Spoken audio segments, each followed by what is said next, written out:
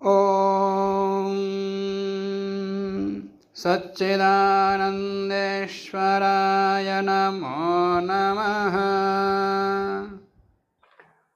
कात्यायन श्रौत सूत्र का पाठ प्रारंभ होता है। कात्यायन श्रौत सूत्र कल्प के अंतर्गत आता है। कल्प एक वेदांग है। 6 वेदांग हैं: शिक्षा, कल्प, व्याकरण, नृत्य, छंद, ज्योतिष।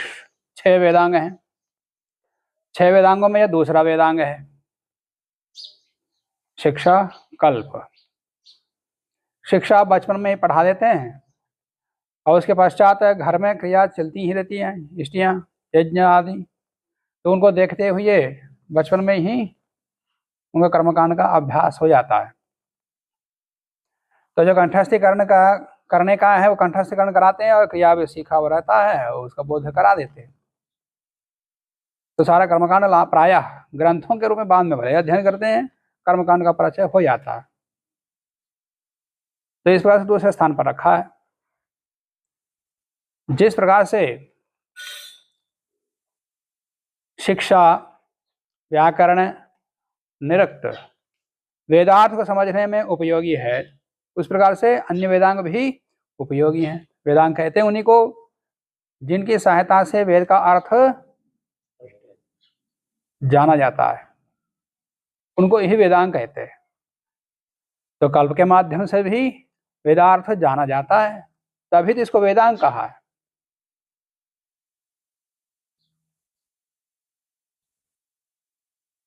मीमांसा में एक सूत्र आता है, अर्थाविधान संयोगान मंत्रेषु शेषभावः स्यात्। 9:1:36। अर्थाविधान संयोगात, अर्थ के अविधान के संयोग से मंत्रों में शेष भाव है, अंग भाव है। मंत्र यज्ञ के अंग बनते हैं। किस रूप में? अर्थ से ही। अर्थ से ही मंत्र यज्ञ के अंग बनते हैं, बिना अर्थ के नहीं। अर्थाविधान संयोगात मंत्रेषु शेष भावः स्यात्। तो यज्ञों में क्रियाएं चलती हैं, अक्रियाओं में क्रिया के अनुकूल उस क्रिया के अनुकूल मंत्रों का विनियोग किया जाता है और उस क्रिया को कहने वाले होते हैं मंत्र। उसमें यज्ञ सारी क्रियाएं सांकेतिक हैं, प्रतीक हैं।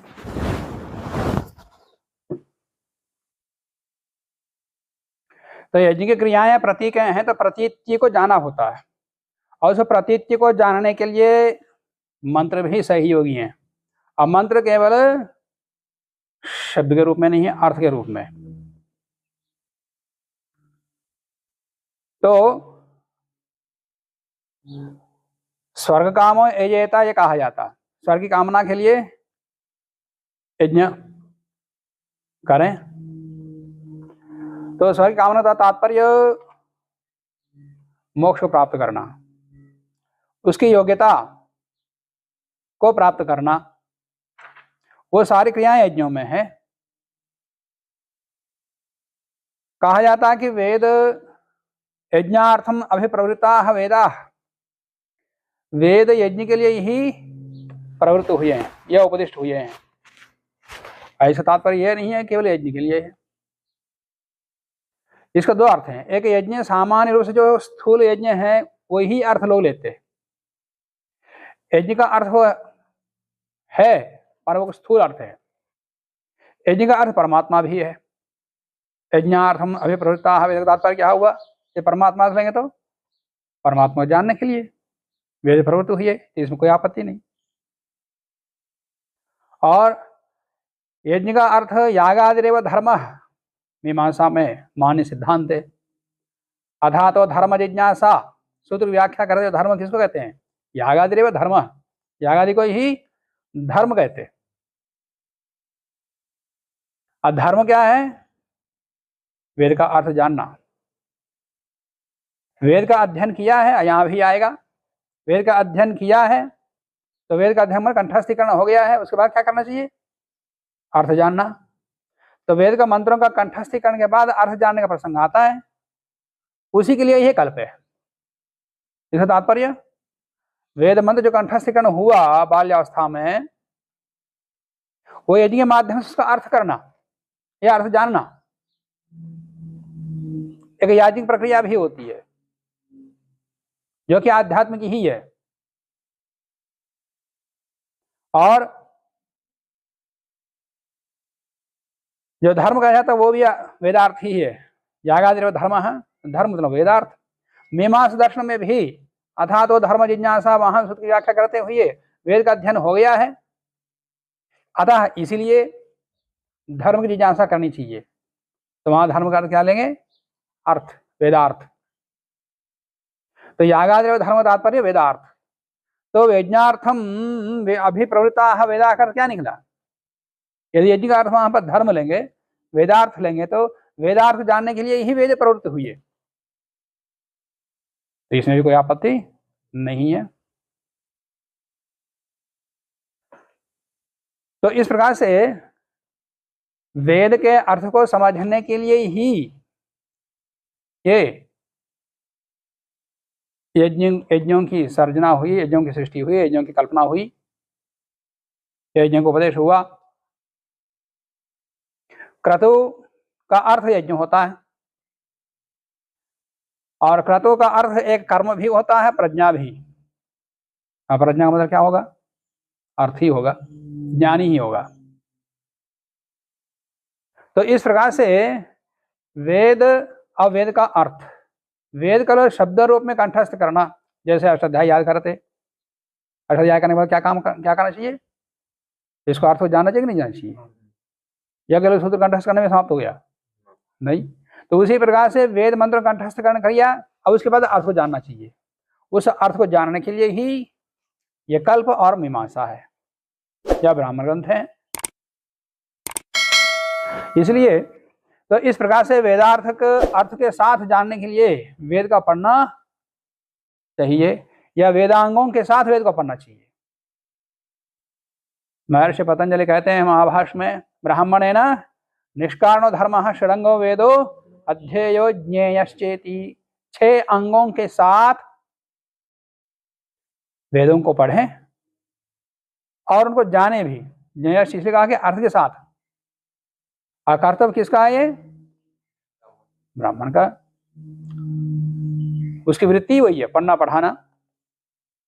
और ब्राह्मण उसी को बोलते हैं जो ब्रह्म का जिज्ञासु है। तो ब्राह्मण तो ब्रह्म जिज्ञासुना, ब्रह्म जिज्ञासु को यह उसका कर्तव्य है कि वेदांगों के साथ वेदों को पढ़ें, वो वेदांगों के साथ वेदों को पढ़ें। महाभारत में कहा जाता है, धर्मेण वेदाध्ययनम वेदांगानां तथैव च ज्ञानार्थानां च जिज्ञासा श्रेयः एतद् असंशयम्। धर्मेण वेदाध्ययनम वेदांगानां च तथैव च, वेद और वेदांगों के साथ अध्ययन करना उसका धर्म है, कर्तव्य है। ज्ञानार्थानां च जिज्ञासा श्रेयः एतद् असंशयम्। तो इस प्रकार से यज्ञ के माध्यम से वेदों को पढ़ना ये भी एक प्रक्रिया है, इसलिए इसको वेदांग कहा। वैखानस श्रौत सूत्र में आता है, यथा यष्टुः तथा अध्येतुः येषा ब्राह्मी प्रतिश्रुति। यथा यष्टु, जिस प्रकार से यज्ञ करने वाला है, तथा अध्येतु, वैसा ही पढ़ने वाला है। माने शास्त्रों को पढ़ने, वेद को पढ़ने वाला जिस प्रकार से अर्थ जानता है, उसी प्रकार से यज्ञ को करने वाला भी अर्थ को जानता है, या उसी प्रकार का प्रयोजन को उसे प्राप्त करता है। यथा यष्टु तथा अध्येतुः, तो इसका तात्पर्य क्या हुआ? जिस प्रकार से शास्त्रों को पढ़ना ज्ञानकारी है, उसी प्रकार से यज्ञों का करना भी ज्ञानदायक है, ज्ञान प्राप्त होता है।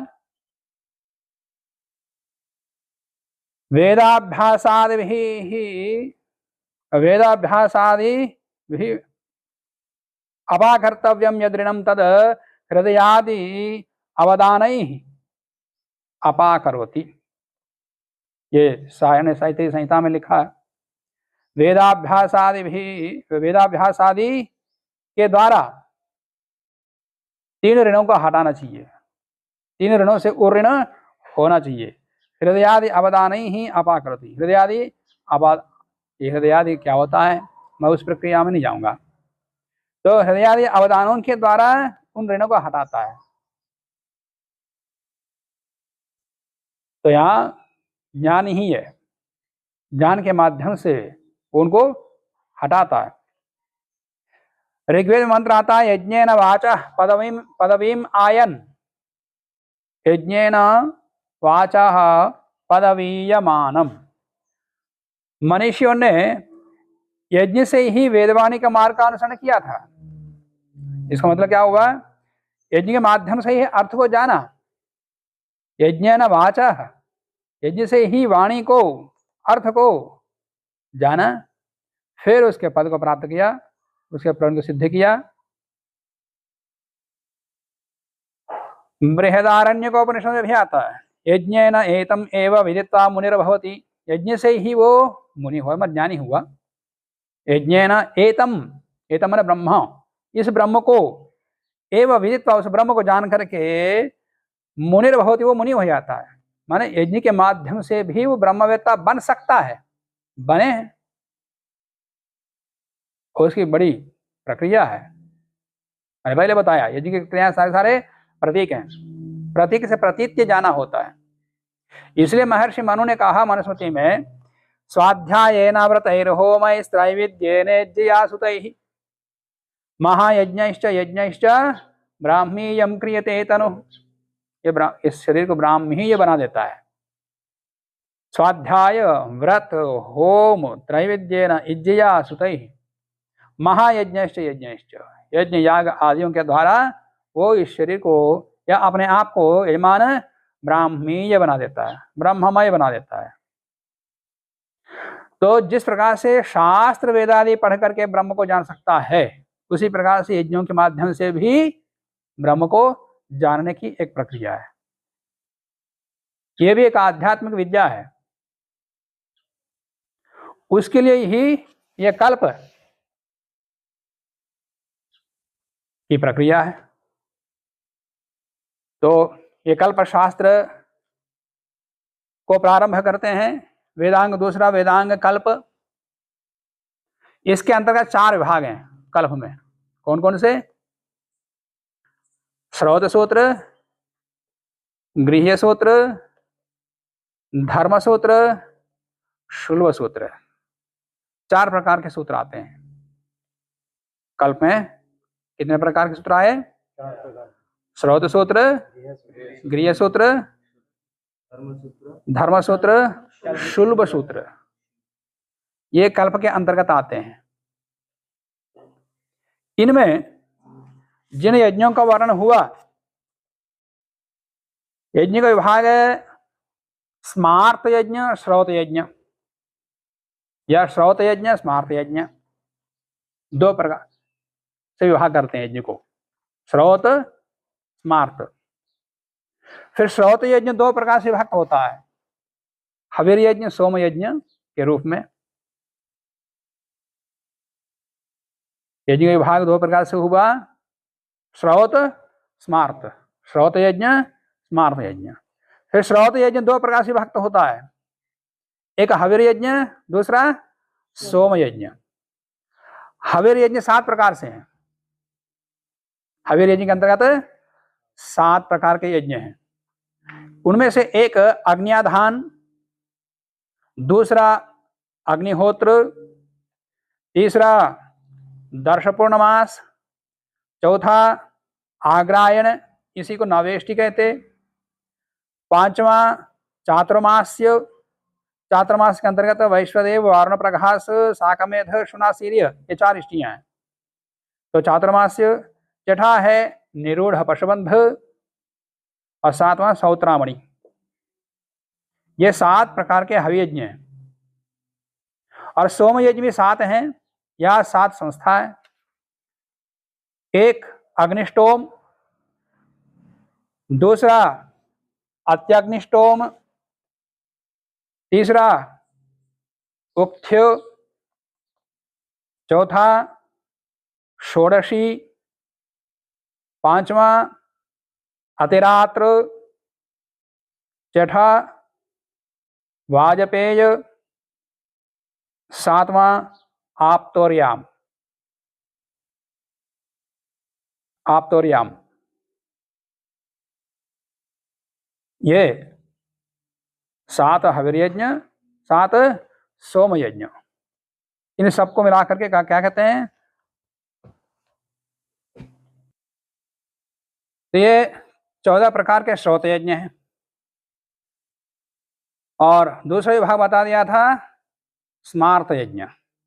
स्मार्त यज्ञ के अंतर्गत इनको ही पाक यज्ञ कहते हैं। स्मार्त यज्ञों का ही पाक यज्ञ कहते हैं। उन पाक यज्ञों में सायं होम एक, दूसरा प्रातः होम, तीसरा स्थाली पाक, चौथा नवाह, पांचवा बलिवैश्वदेव, छठा पितृयज्ञ, सातवां अष्टक।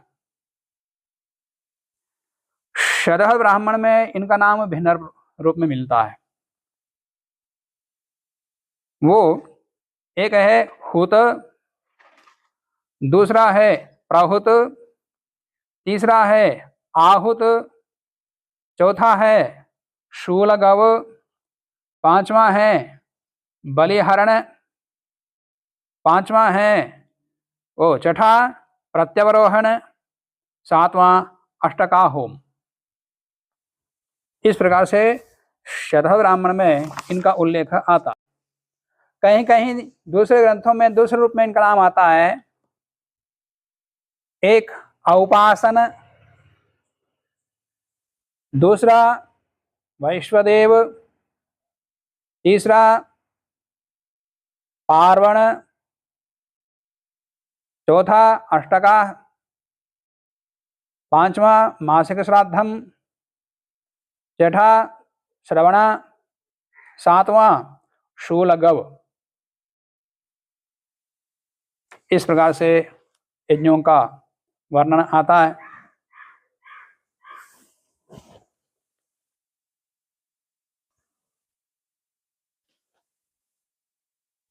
तो इन ग्रंथों में, कल्प ग्रंथों में वर्णित यज्ञों का नाम मात्र का परिचय है। वैसे चारों वेदों के अलग अलग श्रौत सूत्र हैं, अलग गृह्य सूत्र हैं। श्रौत, गृह्य, धर्म, शुल्ब सूत्र जो बताया, एक एक वेद के अलग मिलते हैं। वैदिक वाङ्मय का परिचय एक लेख है मेरा। इसके अंतर्गत सभी ग्रंथों का नाम वैदिक वाङ्मय का इसके अंदर है। इसमें उपलब्ध अनुपलब्ध सभी ग्रंथों का नाम मात्र का उल्लेख है। इसमें नामों का ऋग्वेद के शोध सूत्रों में आश्लायन, कौशितकी, शांखायन ये मिलते हैं। गृह्य सूत्र में भी वही आश्लायन, शांखायन, कौशितकी मिलते हैं। शेष और भी हैं। पूरे गृह्य सूत्र 11, पर्ण में मिलने वाले 3 हैं। और केवल उपलब्ध साहित्य ही बताऊंगा। धर्म सूत्र में वाशिष्ठ धर्म सूत्र मिलता है, इसको कोई शुल्ब सूत्र नहीं मिलता। और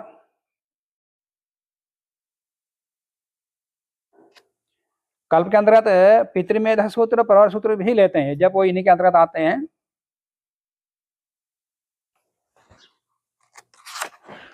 और शुक्ल यजुर्वेद में कात्यायन शव सूत्र, कात्यायन गृह्य सूत्र, धर्म सूत्र में हारित धर्म सूत्र, शुल्ब सूत्र भी मिलता है इसका, कात्यायन शुल्ब सूत्र। पितृमेध सूत्र भी मिलता है, कात्यायन पितृमेध सूत्र, और कात्यायन प्रवर सूत्र भी मिलता है। और कृष्ण यजुर्वेद में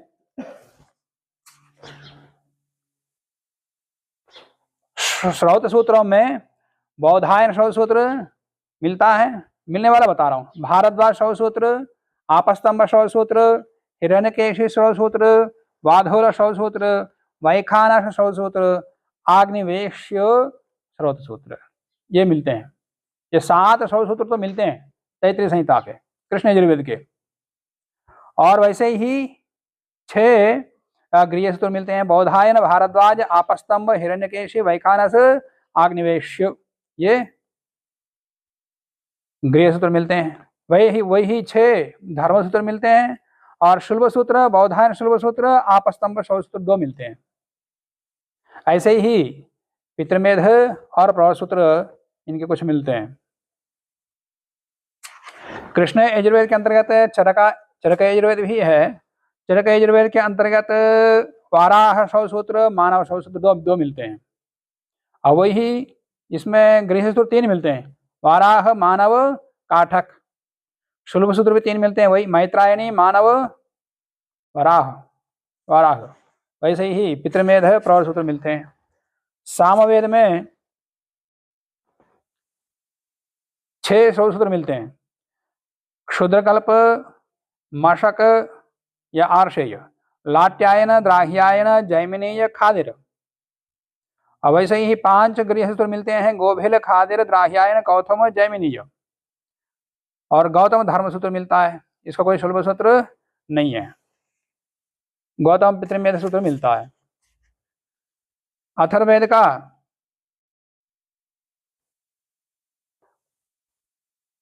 वैतान, कौशिक, नक्षत्र कल्प आदि है। और गृह सूत्र कौशिक गृह सूत्र मिलता है, वैतान कल्प सूत्र भी मिलता है। तो केवल ग्रंथों का नाम, इसके अंदर शाखा, वो वेद की शाखाएं, ब्राह्मण, आरण्यक, उपनिषद, प्रातिशाख्य, लक्षण ग्रंथ आदि सबका परिचय है इन सूचियों में। तो शुक्ल यजुर्वेद संबंधी जो श्रौत सूत्र है, कौन सा? कात्यायन श्रौत सूत्र, उसी को हम प्रारंभ करने जा रहे हैं।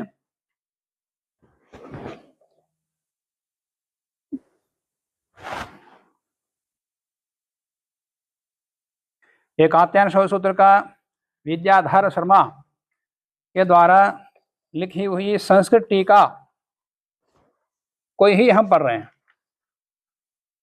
यद्यपि आजकल हिंदी भाषाओं में भी हिंदी अनुवाद में आ गया है, परंतु ये विद्याधर शर्मा की टीका संस्कृत में पढ़ने योग्य है।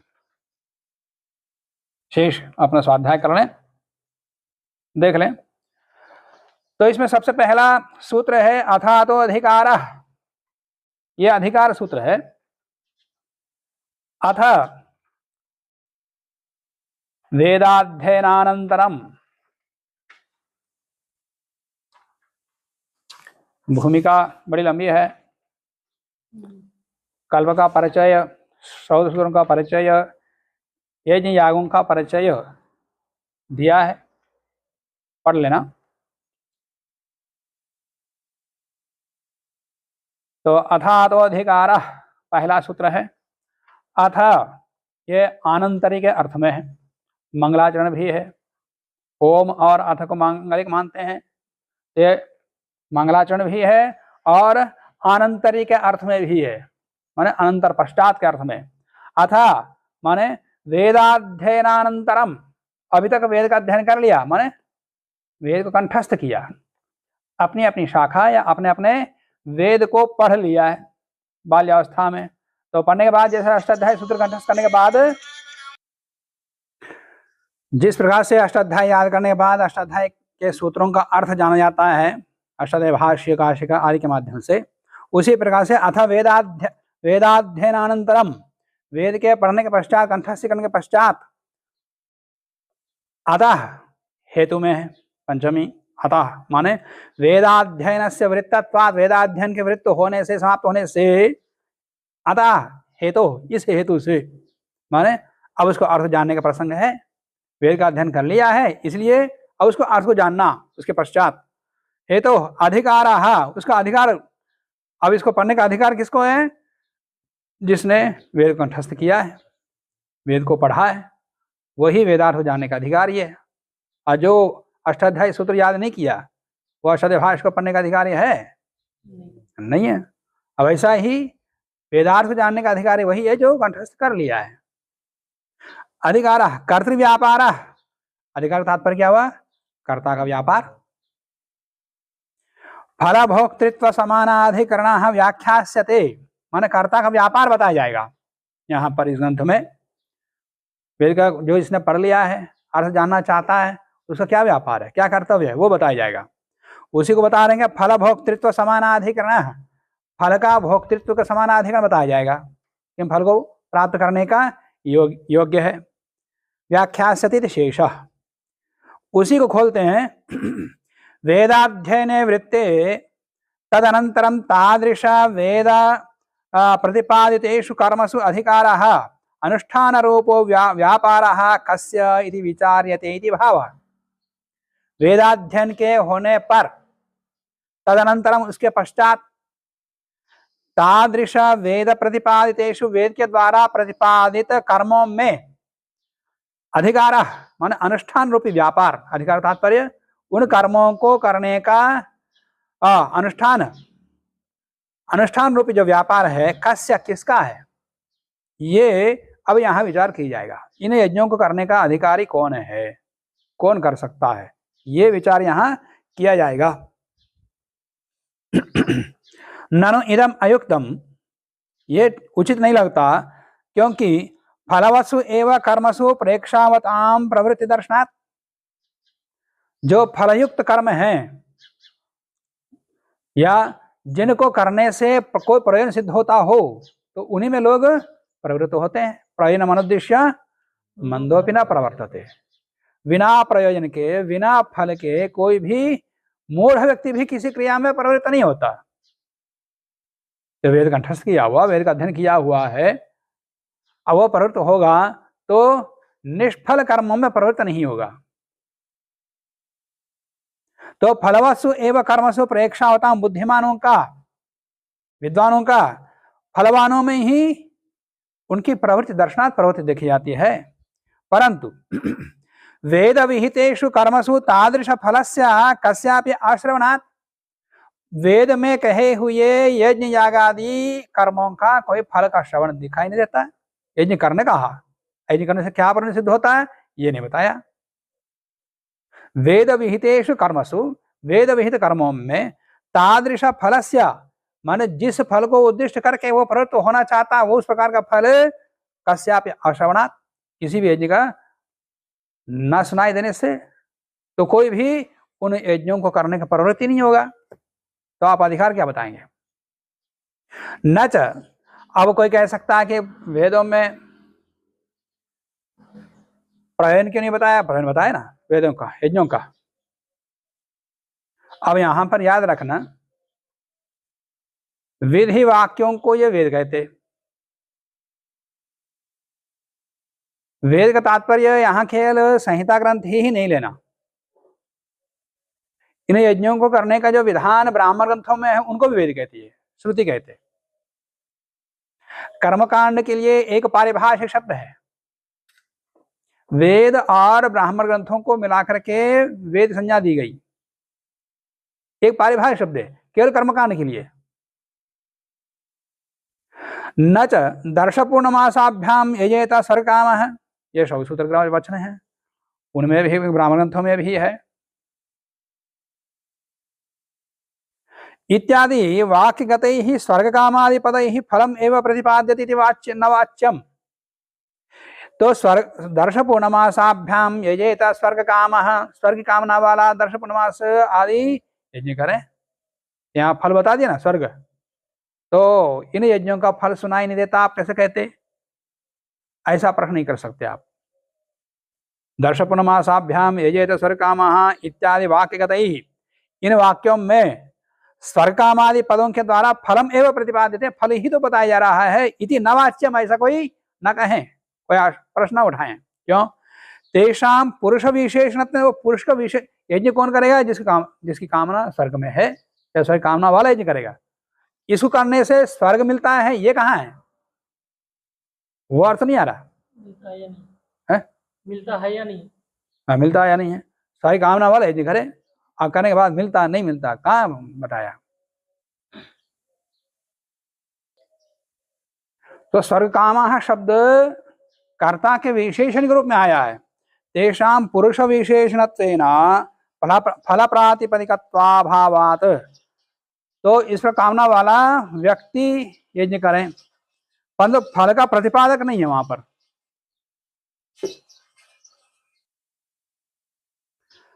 तो फल का प्रतिपादकत्व नहीं है, ऐसी आशंका करते हैं। ऐसी आशंका के समाधान के लिए दूसरा सूत्र है फलयुक्तानि कर्माणि। ये यज्ञ रूपी जो कर्म है सारे सारे फलवान हैं, फलयुक्त हैं, फल रहित नहीं है। सर्वाण्यपि कर्माणि वेदोक्तानि फलजनकानि एव इत्यर्थः। सूत्र का क्या हुआ? वेद के द्वारा प्रतिपादित उपदिष्ट जो भी कर्म है सारे सारे कर्म फलयुक्त हैं, फल रहित नहीं है। एवंच स्वर्ग कामादि पदम पुरुष विशेषणम सदपि, स्वर्ग काम शब्द पुरुष का विशेषण होने पर भी विशेषणीभूत स्वर्गादि बोधकम अर्थात भवति, पुरुष का विशेषण है तो पुरुष विशेषण सदपि विशेषणीभूत, विशेषणी कौन है? विशेषण शब्द से जानने योग्य जो विशेषणी है वो कौन है? विशेष्य स्वर्ग है। तो स्वर्ग है तब तो उसको विशेषण बनाया जाएगा, को विशेष है तभी तो बनेगा। तो विशेषणी, विशेष्य नहीं विशेषणी, विशेषणी भूत स्वर्गादि बोधकम अर्थात होती, तो स्वर्ग आदि है वो मिलता है तभी तो उसमें वो कामना करेगा। कामना करेगा तो कामना करने की पद्धति कैसे हो, उसको प्राप्त करने की पद्धति क्या है? यज्ञ। अन्यथा अफले कर्मणि पुरुषस्य प्रवृत्त्यानुदयात्, फल रहित कर्मों में पुरुष की प्रवृत्ति नहीं होती। अफले कर्मणि, फल रहित कर्म में पुरुषस्य प्रवृत्ति अनुदयात्, प्रवृत्ति का उदय ही नहीं होता, प्रवृत्ति नहीं होती है। वेद तो प्रवृत्ति नहीं होती है तो फिर यज्ञ करना चाहिए। इस प्रकार जो विधि वाक्य हैं वेद के वो सब निरर्थ हो जाएंगे। फिर वेद वाक्यस्य प्रवर्तकत्वम एवं भज्येत, वेद के द्वारा प्रतिपादित यज्ञों का प्रयोजन नहीं है तो पुरुष की प्रवृत्ति उसमें नहीं होगी। पुरुष की प्रवृत्ति नहीं होगी तो फिर विधि वाक्य व्यर्थ हो जाता। अतश्च यत्रापि फलम न श्रूयते, जहां फल का श्रवण नहीं होता, केवल यज्ञ करने के लिए कहा है। यहाँ तो इस वाक्य में कहा है स्वर्ग कामो यजेत दर्श पुनमासाभ्याम स्वर्ग कामो यजेत कहा है। यहाँ तो फल दिखाई दे रहा है परंतु कहीं फल दिखाई नहीं देता तो भी वहां कल्पना कर लेनी चाहिए, वहां कोई फल है उसका। यत्रापि फलम न श्रूयते तत्रापि फलम कल्पनीयम एव इति भावः, माने सारे सारे कर्म फलवान है तो फलवान है तो फल की कल्पना करो। वहां उस वाक्य में नहीं है, आगे पीछे किसी वाक्य कल्पना, मतलब अपनी ओर से कल्पना नहीं करना, शास्त्र में वहीं पर आगे किसी प्रसंग में कहा हुआ होगा, वहां से जान लेना। एवं कर्मणाम फल जनकत्वे साधिते, इस प्रकार से कर्म फल के जनक हैं, फल को उत्पन्न करने वाले हैं, ऐसा बताने के पश्चात अब तेषु केषाम अधिकार, उन यज्ञों को करने का अधिकार किसका है ये बताते हैं। फलार्थित्वा अविशेषात्, क्योंकि फल की कामना सब में है, सबकी है। स्वर्ग की प्राप्ति की इच्छा किसको नहीं है? सुख की प्राप्ति करने की इच्छा किसको नहीं है? सबको है ना, सब प्राणियों का है तो सबका अधिकार है। सर्वेषाम अविशेषात्, माने स्वर्ग की कामना वाला कहा, सुख की इच्छा वाला या करने कहा, तो सुख की इच्छा स्वर्ग की इच्छा सबको होती है, प्राणी मात्रियों को होती है, सब प्राणियों का अधिकार है। फलार्थित्व अविशेषात्, अविशेषात् सर्वे ही फलम अभिलषन्ति, सब फल चाहते हैं, सबको अधिकार है। सामान्य रूप से कह दिया ये अधिकार तो सबको है, प्राणी मात्र का अधिकार है, परंतु करने का सामर्थ्य किसमें है? सब प्राणियों को सुख स्वर्ग की कामना होती है तो सबको करना चाहिए, ऐसे सामान्य रूप से सब प्राणी मात्र को अधिकार दे दिया, परंतु उस यज्ञ याग करने का सामर्थ्य किसमें है? वही तो करेगा। पशु पक्षी तो कर नहीं सकते क्योंकि वेद पढ़े नहीं, तो यज्ञ याग कैसे करते? तो उनका क्रिया भी नहीं कर सकते, तो इसलिए उनका सामर्थ्य नहीं है। कामना तो है, कामना होने से यज्ञ करने का अधिकार है, परंतु सामर्थ्य नहीं है, इसलिए उनका नहीं। तो सामर्थ्य किसका है? केवल मनुष्य का है। स्वामी दयानंद जी भी लिखते हैं ऋग्वेद भाष्य भूमिका में कि वातावरण को शुद्ध करने के लिए यज्ञ करना चाहिए। पशु पक्षी आदि से भी अशुद्ध होता है, मनुष्य से भी होता है, परंतु यज्ञ करने का अधिकार सामर्थ्य केवल मनुष्य में है, इसे मनुष्य को करना चाहिए। अपनी ओर से जो अशुद्ध होता है उसके निवारण करें ही करें, और पशु पक्षी को उपयोग मनुष्य अपने स्वार्थ के लिए करता है तो उसको भी दूर करने का कर्तव्य मनुष्य का ही है, भाष्य भूमिका में है।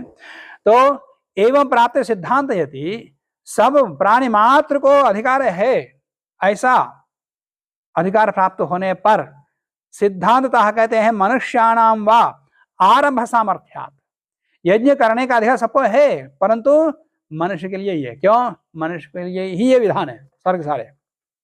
वा शब्द पूर्व पक्ष व्यावर्तक, ये पहले जो कहा था सर्वेषाम अविशेषात् वो पूर्व पक्ष है, यह सामान्य कथन है, सामान्य कथन के व्यावर्तक है, पूर्व पक्ष व्यावर्तक है। वा शब्द एवकारार्थो वा, या वा शब्द एवकार मनुष्य को ही है अधिकार, क्यों?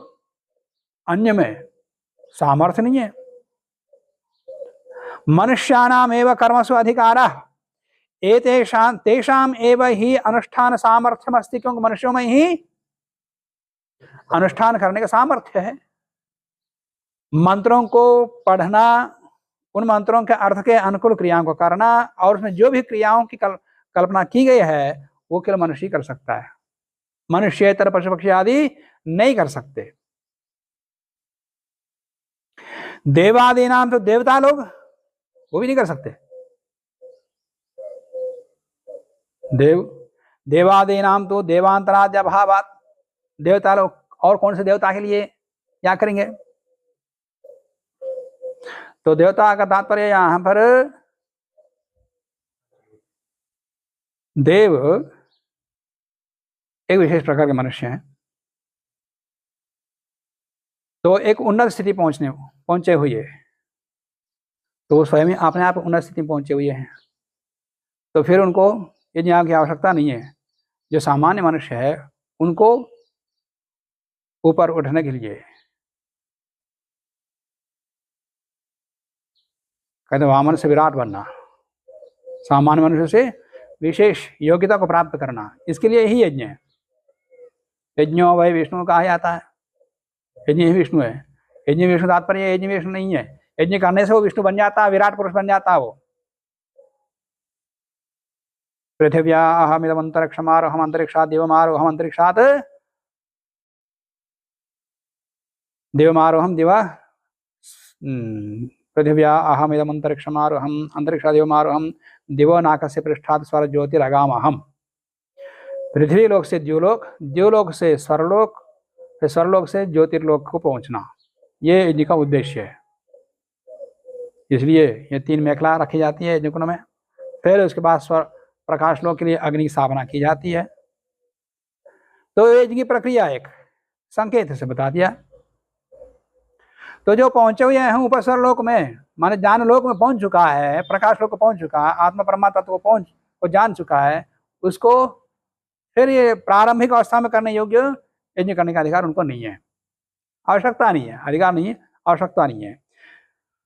तिर्यगादि नाम, तिर्यगादि मनुष्यतर जो पशु पक्षी आदि हैं उनका तिर्यगादि नाम कर्मानुष्ठान शक्तिश्च न तेषां अधिकार है, माने कर्मों को करने का सामर्थ्य, मंत्रों को याद करने का सामर्थ्य या बोलने का सामर्थ्य, समझने का सामर्थ्य मनुष्यतर किसी पशु पक्षी में नहीं है, इसलिए उनका अधिकार नहीं है।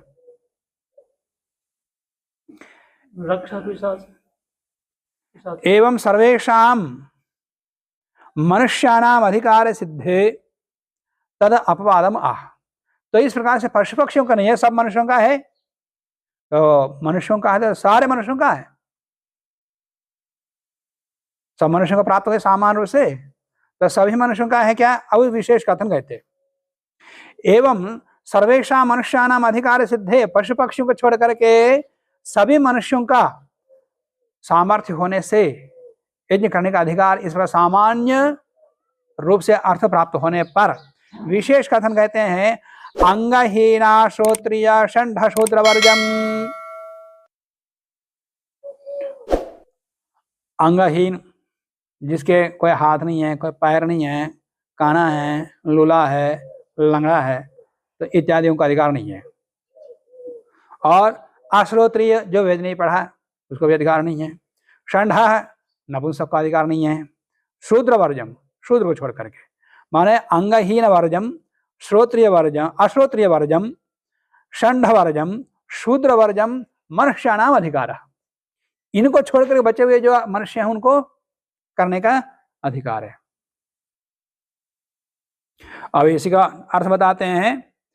पूरा सूत्रात, पूरा सूत्र से आरंभ सामर्थ्यात के अनुमति आ रही है। आरंभ सामर्थ्यात इत्यनुवर्त होते अंगहीन, जो अंगहीन है, अंगहीन मतलब तात्पर्य अंधा, पंगु, बधिर, मूक इत्यादि। और अश्रोत्रिय, अश्रोत्रिय मतलब अनधित वेद, जो वेद को नहीं पढ़ा, जो अष्टाध्यायी सूत्र याद नहीं किया, वो ब्रह्मवती पढ़ने का अधिकारी नहीं है। ऐसे जो वेद नहीं पढ़ा, नहीं याद किया, उनको ये यज्ञ पढ़ने का अधिकार नहीं है। और षंढा, नपुंसक, नपुंसक का भी अधिकार नहीं है। शूद्र है प्रसिद्ध, शूद्र का प्रसिद्ध है, षंढा नपुंसक है। अर्थ बता रहे हैं यहाँ तो एतद् वर्जिता नाम एवं, इनको छोड़ करके ही मनुष्य नाम अधिकार है। शेष इनको छोड़ करके अन्य मनुष्यों का अधिकार है। क्यों? क्योंकि अंधा है और उसको याद करा दिया, सब कुछ कर दिया, और करने किया है, तो उसको घुमाने के लिए चाहिए, प्रदक्षिणा करना है, इधर उधर चलना है, स्वयं तो चल नहीं सकता है। और आज जावेक्षण करना कैसे करेगा? नहीं कर सकता ना, तो वो ऐसा क्रिया नहीं कर सकता। और अधूरा कर्म करना ये प्रायश्चित होता है, अपूर्ण होता, तो इसलिए उसको अधिकार नहीं रहता। आज्ञावेक्षण आदि उसका असामर्थ्य होने से उसका अधिकार नहीं है। और आज्ञावेक्षण आदि कर्मानुष्ठान असंभवात, पंगो हो, पंगो है, लंगड़ा है, तो विष्णु क्रमादो असंभवात, विष्णु क्रम कैसे करेगा? पैर है ही नहीं, एक पैर नहीं है, दो पैर नहीं है, तो और प्रदक्षिणा कैसे करेगा? यज्ञ कुंडों की प्रदक्षिणा करनी होती है, कभी यहाँ बैठो कभी वहां बैठो इत्यादि क्रिया वो नहीं कर सकता। और उसको बिठा के उठा के ले जाने वाली चीज कोई, फिर अब वो विधान यज्ञ में है ही नहीं, कोई उठा के ले जाओ वहां रखो। तो इसका उल्लेख नहीं है, तो अविधि करना हो जाता है, जिसकी विधि नहीं है वो करना हो जाता है। तो पंगो हो विष्णु क्रमादो असंभवात, बधिरस्य मंत्र श्रवणाद अशक्ते। अब कभी अध्वर्य बोल रहा है, उसको सुनो, उसको उत्तर देना पड़ता है। अब ब्रह्मा बोल रहा है तो फिर ब्रह्मा कुछ उत्तर देना पड़ता है, यजमान कुछ उत्तर देना पड़ता है, मंत्र सुनाई नहीं देता, वो उत्तर क्या देगा? तो उसको वो भी अधिकार नहीं है। तो बधिरस्य मंत्र श्रवणा अशक्ते, मंत्र श्रवणादो अशक्ते, मूकस्य, अमूक तो मंत्र बोल ही नहीं सकता वो। और कोई क्रिया ऐसी नहीं, कोई यज्ञ ऐसा नहीं है जो पूरा पूरा मौन होकर करे, जिसके लिए उसमें उसका अधिकार दे। ना सुन सकता ना बोल सकता है, मुख ना सुन सकता है ना बोल सकता है। हाँ, जो बधिरा, जो बहरा होता है वो बोलता भी नहीं है। जन्मता जो बहरा होता है वो मूक ही होता है। क्यों? बोलने की शक्ति तो है, इंद्रिय तो है, परंतु बचपन से बहरा है, तो सुना ही नहीं, बोलेगा क्या? बचपन से कभी सुना ही नहीं कोई शब्द, सामर्थ्य है पर वो सीखा ही नहीं, और सीखने के लिए सुनना पड़ता है, सुना ही नहीं, सीखा ही नहीं, अब बोलेगा क्या? तो बचपन से बाल्यावस्था जन्मता है जो बहरा होता है, बधिर होता है, वो मूक भी होता है। तो मूक से मंत्रोच्चारणादो असामर्थ्यात, अधिकार सबको है, ये नहीं है अधिकार नहीं है, अधिकार सबको है पर सामर्थ्य नहीं है, इसलिए उनको छोड़ के करने को कह रहे हैं। षंढस्य अशुचित्वात्, नपुंसक अशुचि होने से उसको ना अधिकार है, उसका अधिकार नहीं है। तो इस प्रकार से सामान्य रूप से इनको छोड़ करके बचे हुए लोगों का अधिकार है। तो बचे हुए कौन कौन है वो शेष प्रसंग को हम कल देखेंगे। आज के प्रसंग को यहीं समाप्त करते हैं। ओम